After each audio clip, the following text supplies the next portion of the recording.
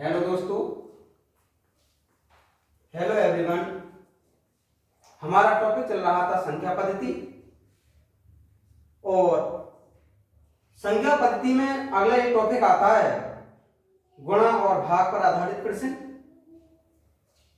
देखिए किस प्रकार से इनका हम हल करेंगे। दो संख्याओं का गुणनफल 1575 है। यानी संख्या अज्ञात है, उन दोनों संख्याओं का गुणनफल 1575 है और उनका भागफल 9/7 है। तो संख्याओं का योगफल कितना होगा। मान ली संख्या ए और बी है, तो इन दोनों संख्याओं का गुणनफल 1575 है। फिर ये कह रहा है कि इन्हीं संख्याओं का अगर हम भाग कर दें तो 9/7 आ जाता है। बताइए उन संख्याओं को जोड़ दें तो कितना आ जाएगा। तो देखिए इन संख्याओं को गुणा कर लीजिए पहले, a इंटू बी और a अपॉन बी। ये होगा 1575 गुणा 9/7। ये हुआ a स्क्वायर, ये हुआ 225 गुणा 9। यहां से a का मान हुआ 15 गुणा 3 45। यानी जो a का मान है वो 45 है। b और चाहिए हमें। b चाहने के लिए समीकरण 2 में लगा लीजिए इसी चीज को। ये बन जाएगा a/v बराबर है 9/7। a के स्थान पर लगा दिया हमने 45, तो 9 पंजे 45 और b का मान हुआ 7 गुणा 5 अर्थात 35। फिर उसने कहा इन दोनों संख्याओं का योगफल क्या होगा, यानी a प्लस b क्या होगा। तो a का मान 45 और b का मान 35, दोनों को जोड़ लीजिए, ये हो जाएगा 90 80।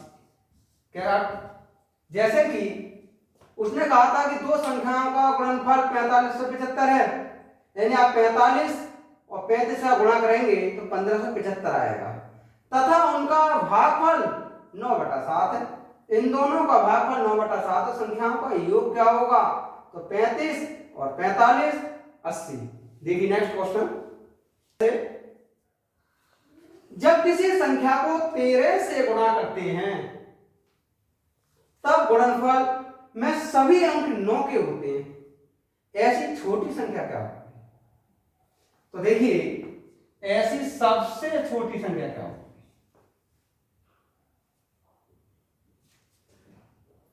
अब ऐसे संख्या तो हम प्राप्त नहीं कर सकते क्योंकि सभी अंक 9 के हों, लेकिन इतना जरूरी है कि वो संख्या क्या होगी। मान लीजिए वो संख्या ये वाली है, ये नहीं पता ये है कितने तक नहीं। ऐसी स्थिति में आप 13 से डिवाइड कर लीजिए और वहां तक भाग करते जाइए जहां तक शेषफल 0 ना आ जाए। जैसे ही शेषफल 0 आए समझ लीजिएगा कि सबसे छोटी संख्या वही होगी जो इसका भागफल आएगी। जैसे कि 13 सत्ते 91, यहां से 8 बचा, 13 छंग 78, यहां से 11 बचा, 13 नमा 117, यहां से 2 बचा, 13 दूनी 26, यहां से 3 बचा, 13 तिया 39, कुछ नहीं है। इसका मतलब वो सबसे छोटी जो संख्या होगी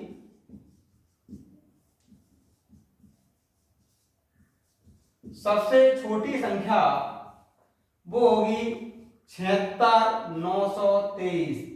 आप 76923 को अगर 13 से गुणा करेंगे तो 9 ही आएंगे। देखिए नेक्स्ट क्वेश्चन।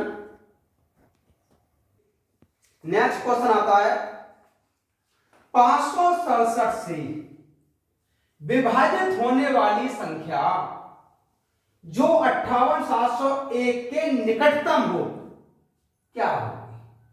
तो सबसे पहले 567 से 58701 को भाग कर लीजिए, कितना भाग पर आएगा। 567 से 58701, यहां से एक बार 567,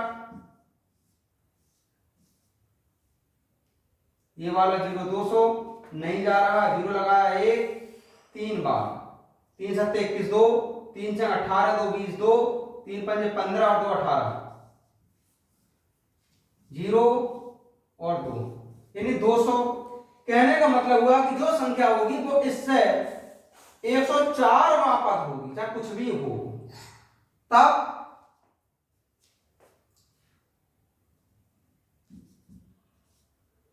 अगर 104 वापस होगी तो संख्या होगी 567 गुणा 104 और ये होगी 58,968। यानी 567 से विभाजित होने वाली संख्या जो इसके निकटतम हो 58,968 होगी। देखिए नेक्स्ट क्वेश्चन, देखिए अगला क्वेश्चन आता है ये 2 अंकों वाली किसी संख्या की पुनरावृत्ति करने पर, पुनरावृत्ति जैसे x y फिर x y यानी इस प्रकार से आगे बड़ी 4 अंकों वाली संख्या है। तो मान लीजिए ये बन गई, सदैव किससे विभाजित होगी? तो ये सदैव ऐसे सवाल जहां भी पूछे जाए, अगर संख्या 2 अंकों की बनी है और उन्हीं संख्याओं की पुनरावृत्ति हो रही है, वह संख्या सदैव 101 से ही विभाजित होती है। यदि 3 अंकों की संख्या बनी है और फिर उनकी पुनरावृत्ति हो रही हो, वो संख्या सदैव 1001 से विभाजित होती है। तो इसका सही आंसर होगा 101। देखिए नेक्स्ट क्वेश्चन, नेक्स्ट क्वेश्चन आता है, बहुत इंपोर्टेंट क्वेश्चन है, कई बार एसएससी सीजीएल में आया है ये क्वेश्चन। किसी संख्या को 3 से भाग देने पर शेषफल 1 आता है। हमें संख्या नहीं पता वो संख्या क्या है। आगे कहा जब इस भागफल को, यानी जब 3 से हमने भाग दिया था संख्या को, 1 शेषफल आया था, तो इसका कुछ ना कुछ भागफल जरूर बना होगा।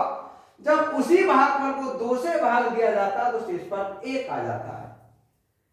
यदि प्रारंभिक संख्या को 6 से भाग दिया जाए तो भागफल क्या आएगा? तो इसका तो शेषफल क्या होगा ये पूछा गया है। शेषफल क्या होगा? तो अभिष्ट शेष जो होता है इसका, ये ट्रिक रहती है इसमें, प्रथम वाला शेष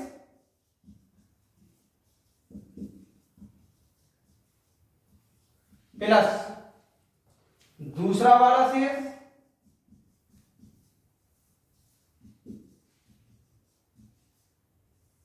गुणा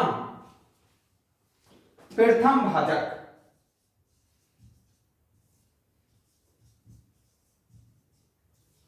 यानी ऐसे सवालों को निकालने के लिए एक ट्रिक होती है, ये प्रथम शेष प्लस द्वितीय शेष गुणा प्रथम भाजक।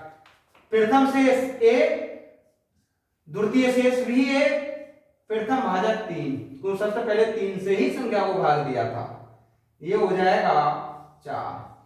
यानी 6 से अगर हम इसी संख्या को भाग करेंगे तब शेषफल 4 होगा। देखिए नेक्स्ट क्वेश्चन, नेक्स्ट क्वेश्चन आता है ये 2 क्रमागत विषम पूर्णांक वाले वर्गों के बीच का अंतर हमेशा किससे विभाजित होता है? अब हमें कोई पूर्णांक तो दिया नहीं है इसने, तो जो हमारे विषम पूर्णांक होंगे वो विषम संख्या 1 3 5 7 9 ये होंगे। उसने कहा था इनके वर्गों के बीच का अंतर, मान लीजिए ऐसे 3 का वर्ग माइनस 1 का वर्ग, 9 माइनस 1 8। इन दोनों में ले लें अगर हम 5 का वर्ग माइनस 3 का वर्ग, 25 माइनस 9 16। अगर अगले वाले में लें तो 7 का वर्ग माइनस 5 का वर्ग, 49 माइनस 25 अर्थात 24। इसी प्रकार से चलता रहेगा। ये 8, ये 16, ये 24 और भी आगे आएंगे, ये हमेशा किससे विभाजित होंगे? 8 से। अर्थात जब कोई भी दो क्रमागत विषम पूर्णांक वाले वर्गों के बीच का अंतर होगा वो हमेशा 8 से विभाजित होगा। तो इसका आंसर होगा 8 से विभाजित होगा। और ये वैसे भी अगर याद रखें हम तो हमेशा विषम पूर्णांकों के बीच का जो वर्गों के बीच का अंतर होता है वो हमेशा 8 से ही विभाजित होता है। देखिए नेक्स्ट क्वेश्चन, देखिए नेक्स्ट क्वेश्चन आता है ये, यदि 738A6A यानी ये पूरी संख्या 11 से भाज्य है तो बताओ A के स्थान पर क्या रखा होगा इसमें। तो सबसे पहले तो हमें ये पता होना चाहिए कि ये संख्या या कोई भी संख्या 11 से विभाजित कब होगी। तो देखिए अगर किसी भी संख्या के सम स्थानों पर आए हुए अंकों का योग और विषम स्थानों पर आए हुए अंकों के योग का अंतर 0 हो या फिर 11 से विभाजित हो तब वह संख्या हमेशा 11 से ही विभाजित होगी। जैसे इसी में कहा है, इधर से गिनते हैं 1 2 3 4 5 6, इसमें सम स्थान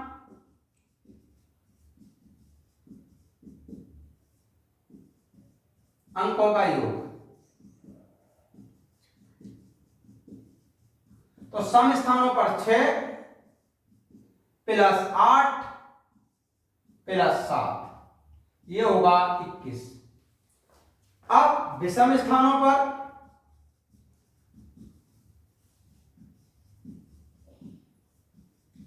अंकों का योग,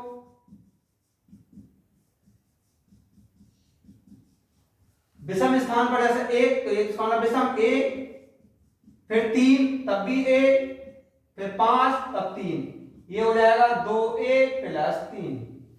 अब उसने कहा यह संख्या 11 से विभाजित है, यह संख्या 11 से तब ही विभाजित होगी जब इन दोनों का अंतर 0 हो। अर्थात 2A प्लस 3 अंतर 21 और ये 0 होना चाहिए। 2A प्लस 3 बराबर 21, 2A बराबर 18, तब A बराबर 9, यानी A के स्थान पर कितना होगा? 9। जैसे फिर ध्यान रखना कि कोई भी संख्या 11 से तभी विभाजित हो सकती है जब उसके सम स्थानों पर अंकों का योग और विषम स्थानों पर अंकों के योग का अंतर या तो 0 हो या फिर 11 से विभाजित हो।